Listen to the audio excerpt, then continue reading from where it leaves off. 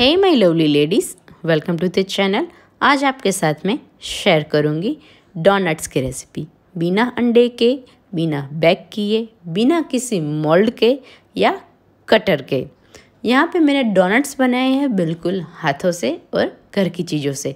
एकदम soft, moist और fluffy donuts, बिल्कुल बेकरी शॉप के जैसे। तो बच्चों की फेवरेट मनपसंद बेकरी शॉप की मिठाई घर पे बनाते हैं इंडियन ट्विस्ट के साथ, बिल्कुल आसानी से। तो टिप्स और ट्रिक्स जानने के लिए वीडियो का एंड तक ज़रूर से देखें। चलिए डोनट्स बनाना शुरू करते हैं। सबसे पहले यहाँ पे मैंने ले लिया है आधा कप जितना थोड़ा सा गर्म दूध। उसमें डाल देते हैं 1/3 कप जितना दही। दही मैंने बहुत ज़्यादा खट्टा नहीं लिया है, घर का जमा फ्रेश दही मैंने लिया है। उसके बाद डाल दिया है 1 टीस्पून जितना ही ऑयल। सारी चीज़ों को बीटर से थोड़ा सा मैंने चला लिया है ताकि अच्छे से मिक्स हो जाए। उसके बाद इसमें मैं डाल रही हूँ पाउडर्ड शुगर। ये मैंने यहाँ पे टोटल आधा कप जितना पाउडर्ड शुगर लिया है, ये बाद में यूज़ होगा। अभी मैं 2 चम्मच जितना पाउडर्ड शुगर डाल रही हूँ। एक मिक्स दे देते हैं इसे अच्छा सा। अब इसमें डालेंगे 1 टीस्पून जितना एक्टिव ड्राई ईस्ट। ईस्ट का ये प्रोपोर्शन है वो परफेक्ट है, प्लस या माइनस ना करें तो बेटर होगा। तो एकदम परफेक्ट मेजरमेंट के साथ आपकी जो डोनट्स की रेसिपी है वो बिल्कुल परफेक्ट बनेगी। ईस्ट एकदम अच्छे से घुल गया है, तब तक मैंने इसे बीटर से बीट कर लिया था। अब इसे ढककर रेस्ट करने देना है 7 से 10 मिनट तक। ये आप देख सकते हैं एकदम अच्छे से ऊपर बबल्स आ गए हैं। दैट मीन्स कि हमारा जो ईस्ट है वो परफेक्ट है और एकदम परफेक्टली आटा हमारा फर्मेंट होगा। अब यहाँ पे मैंने ले लिया है 2.5 कप जितना मैदा। इसमें मैं डाल रही हूँ बहुत थोड़ा सा नमक, और आधा कप में से जितनी शुगर बच गई थी उतनी शुगर अब डाल देनी है। नमक डालने में थोड़ा सा ध्यान रखना है क्योंकि डोनट्स स्वीट होते हैं खाने में, तो थोड़ा सा नमक स्वीटनेस को बैलेंस कर देता है, तो टेस्ट परफेक्ट आएगा।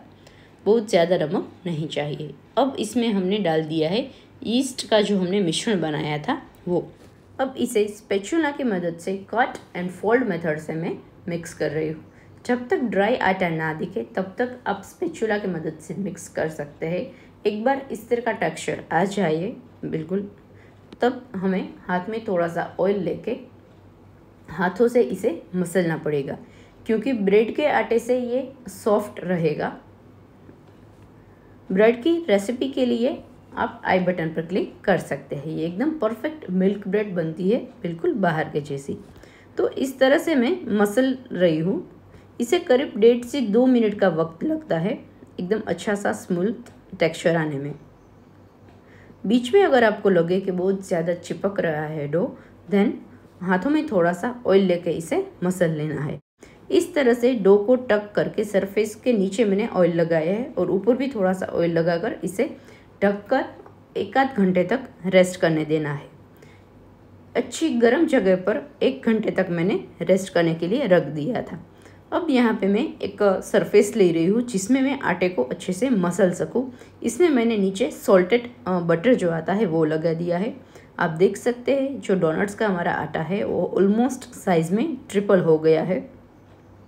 कितना अच्छे से फर्मेंटेशन आया है। अब इसे मसल लेना है। इस तरह की सरफेस पर डालकर थोड़ा थोड़ा बटर लगा के अच्छे से मसल रहे हैं।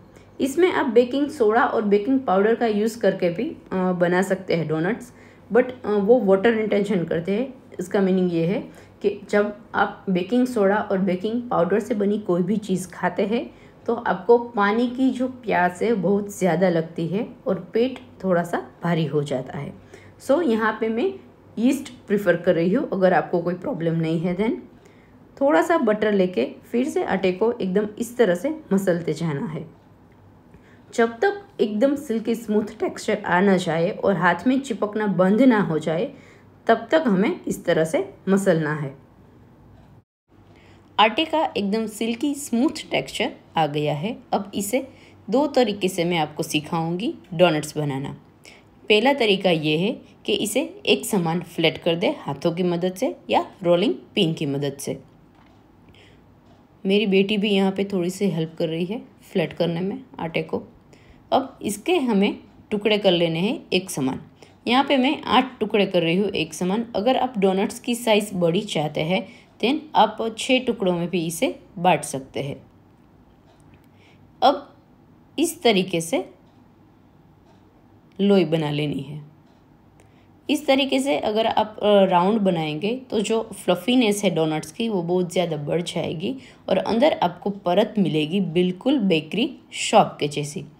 अब जैसे हम रोटी का लोई बनाते हैं इसी तरह से लोई बनाकर इसे मैं साइड पर रख देती हूँ। अब दूसरा तरीका आपको मैं सिखाऊंगी। इस तरह से रोलिंग पिन की मदद से मैं फ्लैट कर रही हूँ आटे को पूरी।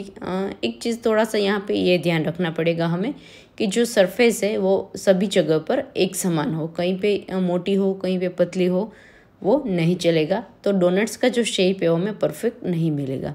अब यहाँ पे मेरे पास है कटर। जो डोनट्स कटर आता है वो नहीं है मेरे पास, ये कुकी कटर आता है वो है। अगर आपके पास कुकी कटर नहीं है देन एक बड़ा सा बॉल होता है उससे भी आप कट कर सकते हैं। अब इसे डायरेक्टली किसी सरफेस पर नहीं रखना है। मैंने यहाँ पे जो फूड पेपर आता है, फूड रैपिंग पेपर, इसके ऊपर थोड़ा सा मैदा लगा लिया है। इसके ऊपर जो हम तैयार करके रखते हैं डोनट्स, इसे रखना है क्योंकि डायरेक्टली किसी भी सरफेस पर ये बहुत चिपकेगा। एज यू नो कि आटा हमारा एकदम सॉफ्ट होता है। तो नीचे मैदा लगाकर इसके नीचे बटर पेपर है, सो चिपकेगा नहीं और हमें इसे लेने में आसानी रहेगी बाद में फर्मेंटेशन के बाद। अब इसमें बीच में मैं होल बना रही हूँ। जो पाइपिंग के लिए आता है उससे मैं बना लेती हूँ। और ये दूसरा तरीका है, इसके जो पीछे का जो होता है हैंडल वो मैंने निकाल लिया है। अब आप अपने तरीके से किसी भी चीज़ से होल बना सकते हैं।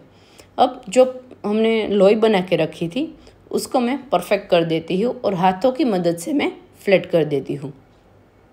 इस तरह से हाथों में थोड़ा सा मैदा लगाना पड़ेगा क्योंकि डायरेक्टली हाथों में ये चिपकेगा।